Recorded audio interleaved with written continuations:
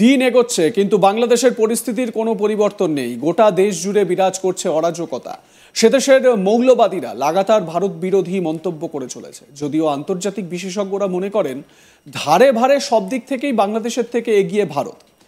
আর এবার কি সে কথা স্বীকার করে নিলেন খোদ বাংলাদেশের অন্তর্বর্তী সরকারের প্রধান উপদেষ্টা মোহাম্মদ ইউনূস। একটি অনুষ্ঠানে তাকে বলতে শোনা যায় ভারত আর চীন তারা দ্রুত গতিতে এগিয়ে যাবে। আর শুধু তাই নয়, চীন ও ভারতের মাঝখানে থাকায় এই দুই দেশের সাহায্যেই বাংলাদেশ এগোবে বলেও কার্যত বলতে শোনা যায় ইউনূসকে। ইউনূস ভারতের স্তুতি করলেন, এটা ভাবতেও কেমন একটা অবাক লাগছে, তাই না? শুনে নেওয়া যাক ঠিক কি বলেছেন বাংলাদেশের অন্তর্বর্তী সরকারের প্রধান উপদেষ্টা। ভারত আর চীন তারা দ্রুত গতিতে এগিয়ে যাবে। আমরা যেহেতু মাঝখানে আছি, আমাদেরকে ফেলে যেতে পারবে না। তাদের বাতাসে আমরা উঠতে থাকবো। সেই থেকেই আমার বদ্ধমূল ধারণা বাংলাদেশের ভবিষ্যৎ অতি চমৎকার, তার অবস্থানের কারণে। তখন দুই জায়ান্টের কথা বলেছিলাম, দুই মহাশক্তি। এখন আর দুই মহাশক্তির কথা বলি একই সঙ্গে, চার মহাশক্তি। আমাদের কি অপূর্ব সুযোগ! আমাদের সামনেই বিস্তীর্ণ মহাসাগর, আমাদের উপকূল ভূমি, সাগরের সঙ্গে আমাদের লাগোয়া উপকূল। এই একটা মস্ত বড় সুযোগ। পৃথিবীর দরজা আমাদের সামনে খোলা। আমরা দিন ব্যবহার করতে জানিনি। এখন যে মুহূর্তে এটার ব্যবহার শুরু করব, আমাদের অর্থনীতিকে লোহার দড়ি দিয়ে বেঁধে রাখতে পারবে না। মোহাম্মদ ইউনূস বলছেন আমাদের অর্থনীতিকে লোহার দড়ি দিয়ে বেঁধে রাখলেও বেঁধে রাখতে পারবে না। কিন্তু ইউনূস কি রিয়েল যে পিকচার, মানে রিয়েল টাইম যে সিচুয়েশন, সেটা সম্পর্কে অবগত নিশ্চয়ই। তিনি শুধু মানুষকে বোকা বানানোর কাজটা করে যাচ্ছেন। কারণ বাংলাদেশের অর্থনৈতিক পরিস্থিতি তিনি খুব ভালোভাবেই জানেন। তিনি জানেন যেভাবে এই অর্থনীতি হেলে পড়েছে, সেই অর্থনীতিকে চাঙ্গা করা তার পক্ষে সম্ভব নয়। আর সেই কারণেই তিনি চীন এবং ভারতের কাছ থেকে সাহায্যের আশ্বাসের কথা বলছেন। স্ট্র্যাটেজিগত দিক থেকে বাংলাদেশ ভারতের গুরুত্বপূর্ণ একটি পার্টনার। ভারত এটা সবসময় মনে করে আসছে। দাভোসে ওয়ার্ল্ড ইকোনমিক ফোরামে গিয়েছিলেন ডক্টর মোহাম্মদ ইউনূস। সেইখানে তিনি নিজের বক্তব্যে, তার ইন্টারভিউতে তিনি বক্তব্যে বেশ কিছু কথা বলেছিলেন। তার মধ্যে একটি বড় কথা তিনি বলেছিলেন যে বাংলাদেশের ম্যাপ না এঁকে ভারতের ম্যাপ আঁকা যাবে না।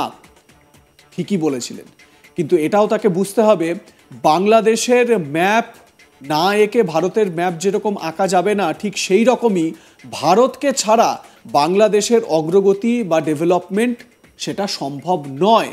তার কারণ বাংলাদেশকে নিয়ে অন্য সব দেশ, চীন, পাকিস্তান, সব দেশেরই কিছু না কিছু স্বার্থ রয়েছে। ভারত এক সার্বভৌম রাষ্ট্র হিসেবে বাংলাদেশকে দেখে। বাংলাদেশের স্বাধীনতার জন্য ভারতই এগিয়ে এসেছিল 1971-এ, চীন কিন্তু নয়। প্রসঙ্গত, বাংলাদেশে অরাজক পরিস্থিতি অব্যাহত। বিভিন্ন ইস্যুতে চাপ বাড়ছে সে দেশের অন্তর্বর্তী সরকারের প্রধান উপদেষ্টা মোহাম্মদ ইউনূসের উপরে। তিনি দেশ চালাতে ব্যর্থ বলেই অভিযোগ উঠতে শুরু করেছে কোনো মহল থেকে। এমনকি এই সার্জিস আলম, হাসনাত আবদুল্লারা প্রকাশ্যেই এই ইউনূসের প্রশাসনের বিরুদ্ধে সরব হয়েছে। এরই মাঝে বড় কথা শোনা গেল ইউনূসের মুখ থেকে। সরকারের প্রথম অধ্যায় শেষ বলে উল্লেখ করেন তিনি বলেন দ্বিতীয় অধ্যায়ের সূচনা। কার্যত এমনটাই বার্তা পাওয়া গেল তার কাছ থেকে। অন্তর্বর্তী সরকারের মেয়াদ আর কতদিন, এই নিয়ে ইতিমধ্যেই বিভিন্ন মহলে প্রশ্ন।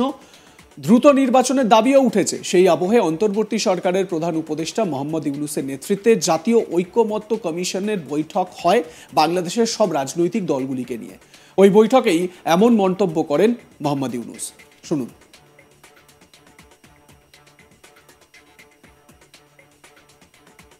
একটি জায়গায় আমরা এখন এক আছি এবং আগামীতে আমরা এক থাকবো, সে বিশ্বাস আমার আছে।